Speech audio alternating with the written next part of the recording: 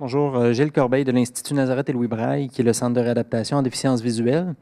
Euh, Par rapport à l'accessibilité, vous avez fait une mention là, dans le document, j'ai regardé rapidement, mais toute la question d'accessibilité universelle, justement au niveau des déplacements, il y a quand même une bonne population qui a une déficience visuelle Oui, à Saint-Jean. On a d'ailleurs un bureau au complexe senior oui. où on a déjà échangé là, sur la difficulté de traverser le stationnement.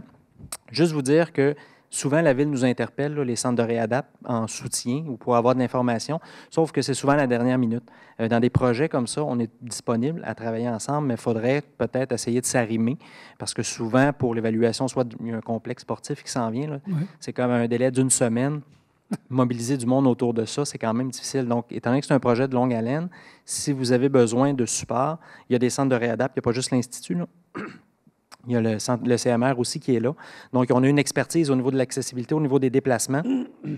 Et effectivement, la mixité vélo, piéton, automobile, quadriporteur, poussette, ça devient assez complexe. Et on a développé, nous aussi, des fiches d'accessibilité. Je ne sais pas si vous avez les dernières versions, mais au niveau de l'aménagement extérieur, Oui. qu'on pourra vous faire parvenir, mais le message, c'est essayer de nous interpeller avant. Puis une signature spéciale que Saint-Jean pourra avoir, la notion d'accessibilité universelle, là, tout ce qui est des déplacements, de facilité, parce qu'il y a quand même une bonne population de personnes handicapées en général, là.